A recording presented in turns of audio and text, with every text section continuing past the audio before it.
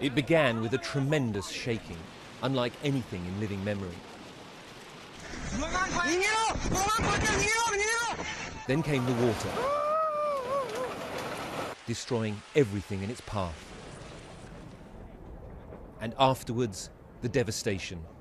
Whole towns washed off the map.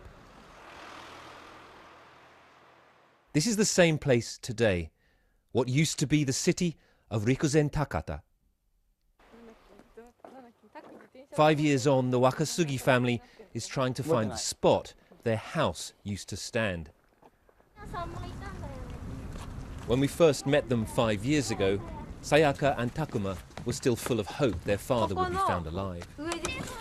This year, Sayaka wrote her first essay on dealing with his death. I lost my father in tsunami. So many lives were lost in our town. Each one is important. I think it is our duty as survivors to tell the world how dear life is. But it's clear from Takuma there is still a lot of suppressed trauma here. If we talk about it, I feel down. So I avoid talking about it. I sometimes want to know what my friends went through, but I don't ask because I'm worried that I may not be able to help them.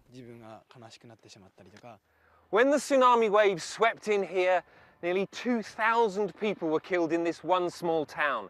That's nearly 10% of the population. The trauma has been immense.